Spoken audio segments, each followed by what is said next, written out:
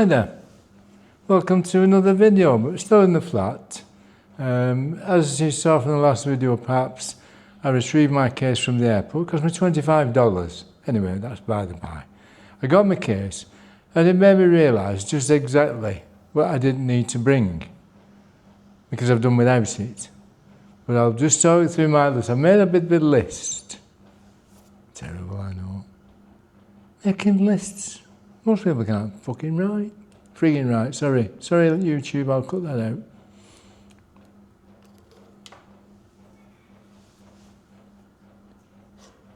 So, what's on the list?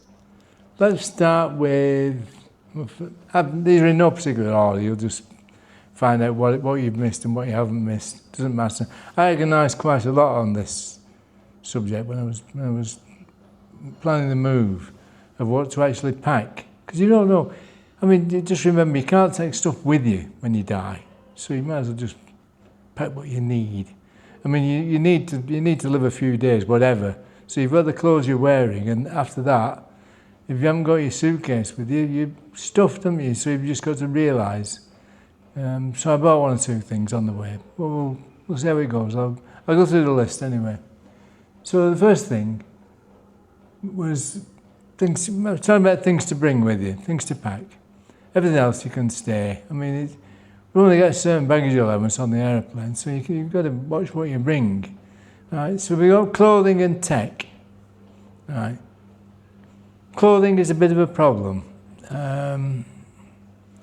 Most Cambodians are relatively smallish, not pygmy size, but smallish. So the sizes tend not to be too big, although I think the Chinese stuff, a lot of stuff comes in from China, is made for the Western market anyway, so you can get larger sizes. Shoes appears to be a problem. I've got relatively big feet. I used to be 11s, I'm probably down to about 10 and a half now. Depends. In the hot weather, I think your feet get bigger, I'm not sure. Any doctors out there, you can let me know. Any amateur doctors, any amateur gynecologists, let me know even more. Anyway, there it is. So, the clothing. Make sure your clothing is light. I mean, people said don't bring denim. Well, I wore denim trousers, denim jeans for quite a while. It never bothered me, but each to their own. Some people sweat profusely, some people hardly sweat at all. I'm one of those people that hardly sweat at all. And the cricket lovers there will know that Alistair Cook didn't sweat at all, even in blazing heat. And there are people like that. I mean, it's like me, I never had a headache. There's about 10% of the population never had a headache. I wouldn't know what one was. Am I lucky? I don't know, because I don't know what a headache is, do I? If you go back to childhood and remember the first time you had cramp, you thought you were going to die, didn't you? You thought your leg had seized up or whatever it was. And then you realise it's just a bit of cramp. I mean, I have a cure for cramp, which is just drink a bit of salt water or salt. Seems to cure it. I'm not sure the medical profession approve of that, but they'll send you an isotonic, which is a nice profit for them, etc., etc. Anyway, each to their own on that. That's up to you. So be warned that shoes can be hard to find in larger size feet because they've only got tiny feet. They're only a small nation, really. I mean, small in stature, not small in guts or whatever. Anyway, so that's the clothing. Now, the tech. Now, when I got here, my suitcase, which got held up at the airport, which I covered in a previous video, I bought another computer. Same make, Lenovo, actually made in China. It's actually worked out, I think, to be cheaper here than it would have been in the UK. So I need to bother. I mean, if you're thinking of getting a new computer, a new laptop or whatever, wait till you get here. I went to a company called PST Computers, I think, in Siem Reap, and they're very good. I paid by MasterCard, and they didn't put a premium on it, so quite happy with that. And it's a better spec than the one I bought in the UK, and about the same money, so what's to complain about?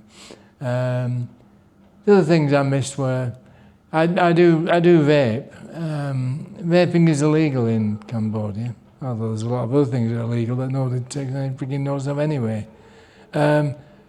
So I was a bit worried about bringing vaping stuff over, but it just went through the customs fine. Nobody questioned it, nobody bothered with it. I just put the excess vaping liquid I'd already made, because I used to be a chemist, so I made my own. It's very cheap. I haven't brought the raw materials with me because they were a bit bulky, but we'll see how we go with that. I believe you can get vaping liquids on the black market here quite readily. But I haven't hit that problem yet because I've now got my suitcase with me spare vaping liquids in. I've also got 3 vaping batteries, 2 vaping heads, etc. So I'm alright for a few months anyway. We'll see how we go. I haven't found my feet yet, and there's a lot to learn. Anyway, so back to the subject. So clothing, right? Shorts, probably essential. I wouldn't worry if they cut down denims. I would not worry. Depends how you feel about the heat. Average heat since I've been here has been about 31, 32 at lunchtime. Don't go out in the midday sun. Only fools with Englishmen and mad dogs go out in the midday sun. The mornings can be quite cool, nice and cool. The evenings it cools down, but watch out for the mozzies in the evenings. There's a bit of a warning about DEET spray, which is the thing that does keep the mozzies away. That it's skin absorbent, etc., and can cause you problems. I don't know. I'm not a doctor. Perhaps the doctor can mention it in the comments if there's any doctors watching. Although why they'd need to when they can well afford to live in Great Britain, which I can't really. Well, I could, but I'm living on the red line. I don't see why I should when I can live over here. Nice warm temperatures, nice apartment for $1,000 a month or thereabouts. Probably just slightly more, but readily, easily doable. So that's the clothing. Bring a good. I can't wear flip-flops. I hate something between my toes. I've got very, very sensitive feet. If it goes to a chiropodist, I end up laughing because it's tickling my feet. It can even tickle my own feet, which is ridiculous. But I suppose I'm like that. I don't know why that happens, but there it is. Basically, like clothing, if you're in the UK, the clothes I'd recommend actually is made by one of the cheap shit shops, Temu, which has some very light clothing on there. And it's ideal for Cambodia because it's just made for this Cambodian market, I believe. It really is thin and cheap and breathable. It works. It's fine with that. Okay, so let me look at the next thing on my list. So that's the clothing and tech, basically. Right, your favourite bathroom products. Right. Probably appeal for most of the ladies than men. Well, I mean, shaving products. So I like Mach 3s. A lot of people like the newer Gillette stuff. I haven't tried it. I'm okay with Mach 3. It's readily available. It's also the blades are also available in Cambodia. They're a bit of a premium. So if you go on Amazon in the UK, I think you can get about 15 blades for not a lot of money. Whereas over here it will cost you. My blades were in my suitcase, as was my razor. So I bought some Gillette disposables, which are not a patch on the Mach 3, but they do. I like to be clean shaven. If you don't, it's up to you. You don't see many people with beards over here. I'm talking about the men mainly. You don't see women at all with beards. Well, I haven't got that far yet. Anyway, so bring your favourite razor. Ladies, if you've got favourite cosmetics, bring those. Cosmetics can be quite dear, as can sun cream lotions, as can anti-bug sprays, etc. You will pay a bit of a premium for them. But what the hell? Remember that all has weight to your suitcase and stuff. It's all liquids. And be careful about carrying stuff through in your carry-on baggage because it's got to go under that 100 mil thingy. Whatever it is now, I don't know. Right, so the next thing on my list, so your favourite bathroom products. If you've got a hair dye or whatever, or it's something special you need, bring it with you.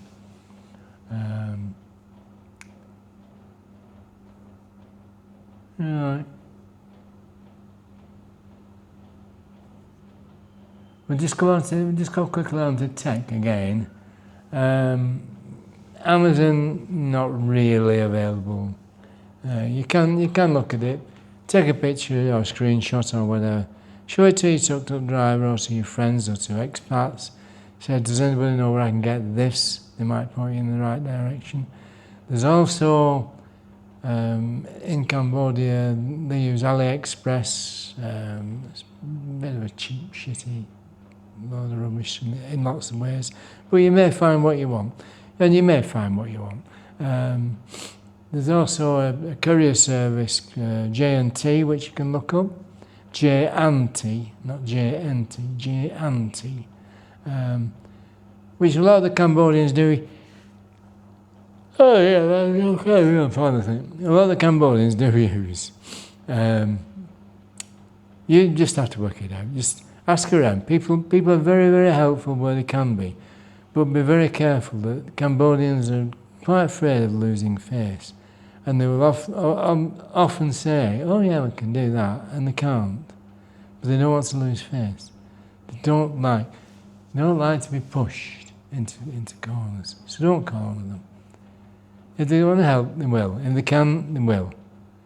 If they can't, they may say they will, but they won't. If you see what I mean. A bit difficult to explain. Anyway, that's that. The other thing that you may have trouble finding in Cambodia is food and drink. Drink's easy.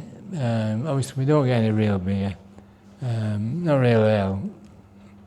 We do get craft beer. You can go to some of the craft bars in Siem Reap. Bit on the expensive side, but they're there and available. Personally, I got used to the Cambodian lager type. I drink Cambodia, which is a brand of beer made by Khmer Brewery. They do two. They do a red and a blue. The red is slightly weaker. The blue is slightly stronger, but lighter in calories, allegedly. Don't believe a word of it. The other thing you'll find expensive in Cambodia is cheese. Cheese and dairy products, generally. If you can bring cheese over, you make sure it's sealed, by the way. Don't put any hand luggage. Put in your checked-in luggage. Make sure it's sealed hermetically so it doesn't get buggered up. But cheese, you can't bring a lot because it weighs. It's weight again, isn't it? You've got to be careful. I think with Singapore Airlines it was about 22 kilograms.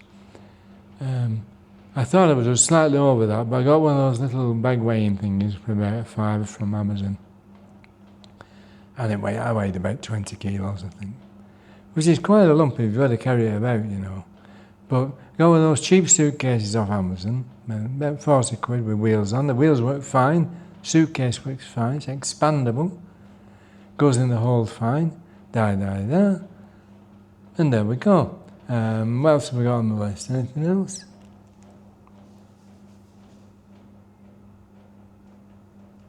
You can, if you've got a favourite canned food, let's say like Heinz beans, you can bring it over, but be very careful because it is heavy. Anything in a can is normally heavy. It's like 90% water, isn't it, basically? But there it is. The one thing you need to bring with you, and it doesn't fit in your suitcase, is your state of mind. A lot of bloggers will say, oh, you must be running from something. Well, no, I'm not running from anything. I'm quite prepared to face demons. The biggest demon I had was leaving stuff behind that I really liked. And you've got to do it, but you can't take it with you. It's like money, you can't take money with you. You've got to leave it to somebody who can do something useful with it, rather than leaving it to the state. God knows what happens over here with money. I don't know, I'll find out and let you know. But you know, my overall impression of Cambodia is it's a nice, relaxing, easy way of life. Nobody pressures you into doing anything. You make your own decisions. You do exactly what you want within reason. Don't be a dickhead. Don't act like a dickhead. Don't act like you know everything because you come from the West, because you don't.